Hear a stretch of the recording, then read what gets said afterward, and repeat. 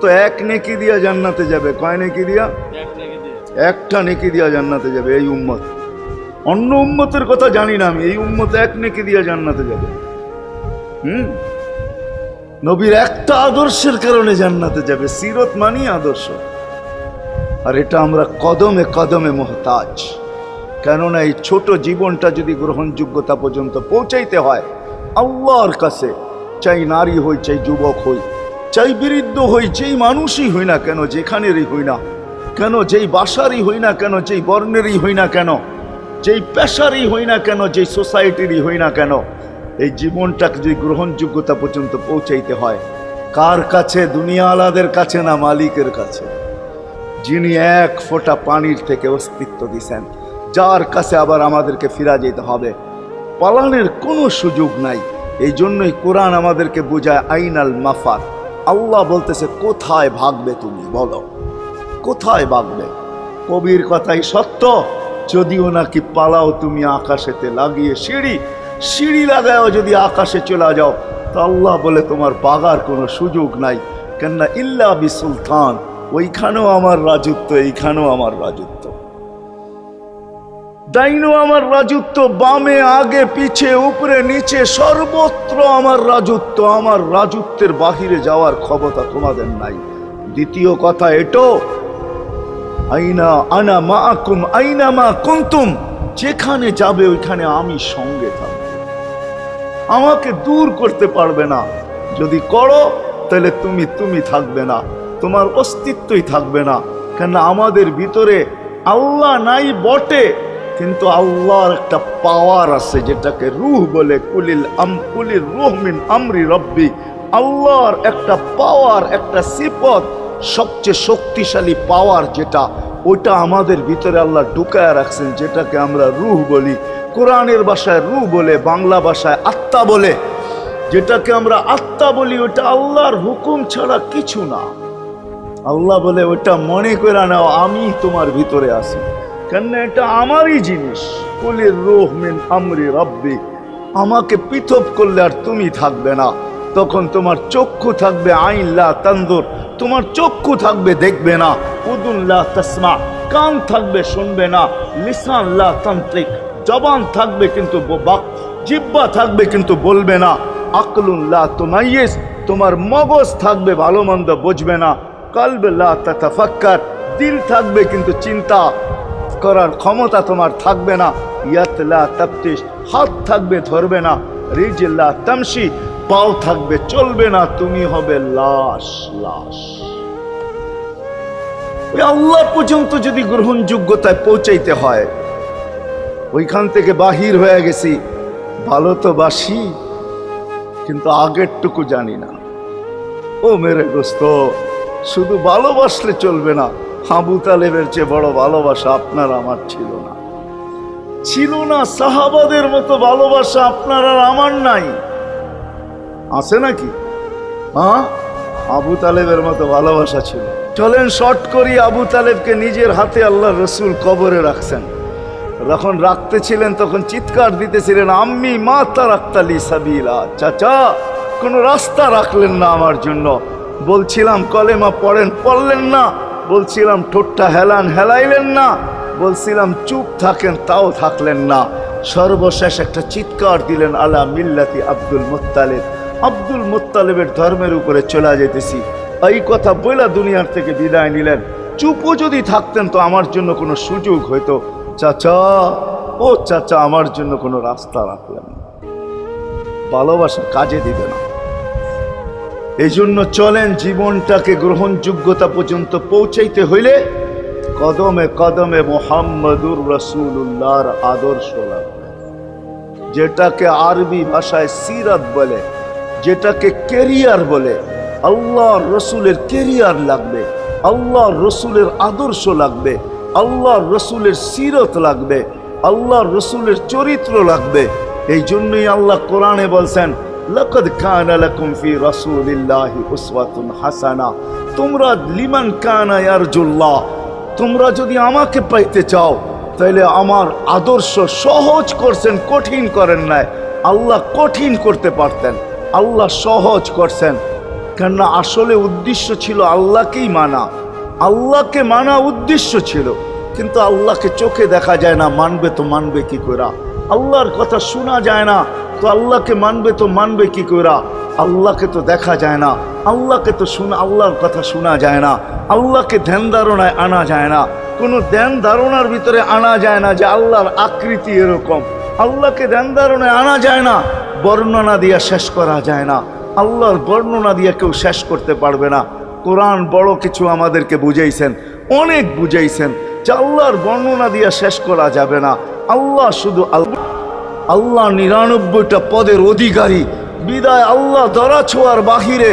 আল্লাহ মানুষ প্রশ্ন করতে পারে আপনাকে মানবো তো মানবো কি কইরা, পাবো তো পাবো কি কইরা? তো আল্লাহ আসান করছেন যে আমার নবীর আদর্শের ভিতরে আমি লুকায়িত আছি। ফুলের ভিতরে যেরকম ঘেরান লুকায়িত থাকে, আমার নবীর আদর্শের ভিতরে আমি লুকায়িত। নবীর আদর্শ মানতে থাকবে, আমাকে পাইতে থাকবে। এই জন্যই রাসূলুল্লাহর আদর্শ দরকার, সিরাত দরকার, কেরিয়ার দরকার। আর কেন আপনি আদর্শ মানবেন না? জীবনটাই তো আপনার জন্য আমার জন্য ছিল, ঠিক না? চোখের পানি ছিল তো আপনার জন্য, চিৎকার ছিল তো আপনার জন্য, রাত ছিল তো আপনার আমার জন্য, দিন ছিল তো আপনার আমার জন্য। দুনিয়ার কোনো মুহূর্ত নাই যেখানে যে আপনাকে আমাকে ভুলে গেছেন, এমন কোনো মুহূর্ত নাই। আরশে যাইও আপনাকে আমাকে ভুলেন নাই। যখন আরশে গেছে আমার বিবেক বলে ওইখানে হারায়া যাওয়া দরকার ছিল। মুসা আলাইহিস সালামকে আল্লাহ আরশ থেকে নিজেকে দেখানোর জন্য তাজাল্লি দিছেন। শুধু তাজাল্লি, আকৃতি না, তাজাল্লি দিছেন। 40 দিন বেহুশ ছিলেন, 40 দিন, 40 দিন। অথচ বন্ধু দুইজনে পাশাপাশি বসা, কাবা কাউসাইনি আও আদনা ফাদানা ফাতাদাল্লা ফাআওহা ইলা আবদিহি মা আওহা, পাশাপাশি বসা আছেন। তীর ধনুক থাকলে আপনাদেরকে আমি দেখাইতে পারতাম কতটুকু কাছে হয়েছিল। এরকম কাছে হারায় যাওয়া দরকার ছিল। আল্লাহ যখন জিজ্ঞাসা করছেন কি চাইতে আসছেন, আসআলুকা উম্মতি, এইখানে উম্মত চাবো না তো আর চাবো কি? এই সুযোগ পাবো আর পাবো কখন? এই টেবিলে উম্মত না উঠলে উঠবে কোথায়? এরকম কাছে হব তো হব কখন? এত কাছে পাবো তো পাবো কখন? এত কাছে হব তো হব কখন? এরকম পরিবেশ হবে তো হবে কখন? আপনি এরকম খুশি আবার হবেন তো হবেন কখন? আপনি আমাকে ডাইকা নিয়ে আসছেন, মেহমান বানায়া, আপনি মেজবান, উম্মত চাই। আল্লাহ জিজ্ঞাসা করছে এইখানে উম্মত? তো যুক্তি দিতেছে আনতা রব্বুল করিম আনান নবিয়্যুর রহিম কাইফা তুদাইয়ু হাদিল উম্মাহ বাইনাল কারীমি ওয়ার রহিম। শুরুতে আপনি, শেষে আমি। শুরুতে আপনি রব্বে করিম, শেষে আমি নবী রহিম। দুইয়ের মাঝে উম্মত জাহান্নামে চলে যাবে। আমি আমার মনকে বুঝাইতে পারবো না, আমি উম্মত চাই। আল্লাহ সান্ত্বনা দিতেছেন কাসসামতুল কিয়ামাতা কিসমাইন, কিয়ামতকে দুই ভাগে ভাগ করছি। আমি জানি আপনি একাই চিৎকার দিবেন কিয়ামতের মাঠে উম্মতি উম্মতি বইলা, আর কেউ উম্মতকে স্মরণ করবে না। নবীরা তো মাকেও স্মরণ করবে না, বোনকেও স্মরণ করবে না, সবাই নাফসি নাফসি বলবে। আপনি উম্মতি বইলা চিৎকার দিবেন। বিদায় কিয়ামত আপনার আর আমার মাঝে ভাগ, আর কারো মাঝে না। সালতো তা সাফি তো সাফা, ওই দিন আপনি চাইতে থাকবেন, আমি দিতে থাকবো। আপনি সুপারিশ করবেন, আমি মঞ্জুর করতে থাকবো। লা ইউখজি কাফি উম্মতিক, আপনার উম্মতের ব্যাপারে আপনাকে আমি লজ্জিত করব না। কোরআন আসছে আল্লাহর রসুলের কাছে, অদ্দুহা ওয়াল লাইলি ইদা সাজা মা ওয়াদ্দাআকা রাব্বুকা ওয়া মা ক্বালা। এই সূরার ভিতরেই আছে সাউফা ইউতিকা রাব্বুকা ফাতারদা, আপনাকে আমি রাজি করে ছাড়বো। কোরআন যখন নাজেল হইতেন তো কি অবস্থা হইতো ওলামারা জানে। আল্লাহ রসুল ঘামতে থাকতেন, এতটুকু কষ্ট হইতো। কখনো কখনো বলতেন কাদার রু আইয়া খরুজ, মনে হয় আমার রুটা বাহির হয়ে চলে যাবে। ওই কষ্টের ভিতরে জিবরিল যখন সাউফা ইউতিকা রাব্বুকা ফাতারদা পড়তেছিল, ওইখানেই থামায়া দিছে, জিবরিল থামো। বলছে কেন? সূরা এখনো শেষ হয় নাই। বলছে থামো, আল্লাহ আমাকে রাজি করতে চাইতেছেন, আমি এই মুহূর্তেই আল্লাহর কাছে কিছু চাইতে চাইতেছি। বলছে তোমাকে সাক্ষী রেখা। বলছে কি চাবে? তো চিৎকার দিয়া বলতেছে ইলাহি লান আরদা, ইলাহি লান আরদা হাত্তা ইয়াকুনা ওয়াহিদ মিন উম্মতি ফিন নার। ও মাবুদ, ও ইলাহি, ও আল্লাহ, এক উম্মত জাহান্নামে থাকা পর্যন্ত আপনার উপরে রাজি হব। আল্লাহ, এক উম্মত থাকা পর্যন্ত রাজি হব না। যে আরশে যায় বলে নাই, কিয়ামতের মাঠেও বলবে না। উম্মতি চিৎকার দিবে, হাসান হোসাইন দিবে না। হাসান হোসাইন কলিজার টুকরা ছিল, কোনো একদিনের কাহিনী। হাসান হোসাইন জিজ্ঞাসা করছে, নানা যান আপনি উত্তম না আমরা উত্তম? আল্লাহ রসুল সাদা সিধা জবাব দিছে, আমি উত্তম, আমি সাইয়্যিদুল আউয়ালিন ওয়াল আখিরিন, আনা সাইয়্যিদা উলদি আদম, লিওয়াউল হামদি বিয়াদি ইয়াউমাল কিয়ামা। হায় হায়, আল্লাহর জান্ডা কিয়ামতের দিন আমাদের নবীজির হাতে থাকবে। মাধবদীর মানুষ বোঝেন আমি যেটা বুঝাইতে চাইতেছি।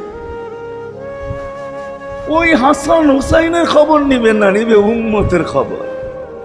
জিজ্ঞাসা করছে, নানা জান আপনি উত্তম না আমরা? আল্লাহ রসুল বলছে, আমি উম্মত। দুইজনে হাসতে হাসতে কুটা কুটা। আল্লাহ রসুল বলছে, এত হাসো কেন? জবাব হয় নাই। মানি আমরা দুইজন উত্তম। কি কইরা তোমরা দুইজন উত্তম? প্রমাণ। আমাদের আম্মা জানকে চিনেন? তা আম্মার পরিচয় দিয়া বলতেছে, উম্মুকা লাইসা বিশাই, আমাদের আম্মার সামনে আপনার আম্মা কিছুই না। আমাদের আব্বাকে চিনেন? আব্বার পরিচয় দিয়া বলতেছে, আবুকা লাইসা বিশাই, আপনার আব্বা আমাদের আব্বার সামনে কিছুই না। আমাকে নানা জানরে চিনেন? চিনেন আমাদের নানা জানকে? আমাদের নানা জানের সামনে জাদ্দুকা লাইসা বিশাই, আপনার নানা জানের তো মানুষ নামই জানে না। অনেকে আছে এখানে আল্লাহ রসুলের নানার নাম জানে না। জানেন? জানে না। আপনার নানার নামই মানুষ জানে না। আমাকে নানা জানকে চিনেন? তো দুইজনকে উঠায়া কোলে নিয়ে চুমা খাইতেছেন আর বলতেছেন, তোমরাই উত্তম, মাইনা নিলাম। হায় হায়, ও মাধবদীর মানুষ যে কিয়ামতের মাঠে বলবেন,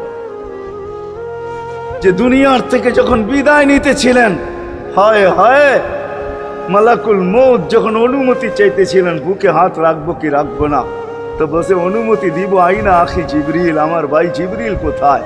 তো বলছে, দেখা আসছি ফি সামাইল উলা, প্রথম আকাশে। একটু পরে উনি সালাম দিয়া ঢুকছেন, ওনার চোখে পানি ছিল।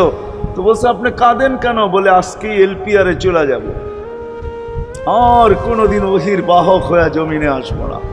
আপনার পরে কোনো নবী নাই, কোনো রসুল নাই, আমারও ওহির কাজ শেষ। ওহির সুবাদে কখনো কখনো নৈকট্যময় জায়গায় চলে যেতাম, আজ থেকে আর যাওয়া হবে না। আমার চোখে পানি। দীর্ঘ ১.৫ লক্ষ নবী, ৩১৩ জন রসুলের কাছে আমি নিয়ে আসছি। আজকে শেষ দিন, এই জন্য চোখে পানি। তো উনি উল্টা প্রশ্ন করছেন, আপনার চোখে পানি কেন? জিবরিল মালাকুল মউত দাঁড়ায় আছে, অনুমতি চাইতেছে বুকে হাত দেওয়ার জন্য। এখনো এক প্রশ্ন বাকি। বলছে, সেটা কি? বলে, ফামান লিবাদিলি উম্মতি। অথচ ৯ ঘরে চুলা জ্বালানোর মতো তেল ছিল না। খাওয়া তো দূরের কথা, বাতি জ্বালানোর তেল ছিল না। আম্মা জান আয়েশা রাদিয়াল্লাহু তাআলা আনহা বলেন, যদি তেল থাকতো তো খিদার তাড়না এতটুক ছিল, আগে তেল পান করে নিতাম। হাদিস উঠায় দেখেন, লেখা আছে ৯ ঘর ছিল, ৯ ঘর। হাসান হোসাইন ক্ষুধার্ত ছিল, আলী ফাতেমা ক্ষুধার্ত। কারো জন্য কোনো চিন্তা নাই যে আমার পরে আমার ৯ ফ্যামিলির কি হবে, হাসানের কি হবে, হোসাইনের কি হবে, আলীর কি হবে, ফাতেমার কি হবে। যেই সময় চাইতেছেন ওই সময় বলতেছে, জিবরিল আমার পরে উম্মতকে কে দেখা রাখবে? লানত আমাদের জিন্দেগির উপর, লানত আমাদের জিন্দেগির উপরে। এমন জিন্দেগির থেকে জমিন ফাইটা মরা যাওয়া উচিত। আমি তো মাঝে মাঝে বলি, আমাদের জমিনটা উল্টায় যাওয়া উচিত। যে মৃত্যু সময় বলতেছে, আমার উম্মতকে কে দেখা রাখবে? জিবরিল ছুটা গেছেন, ছুটা আসছেন।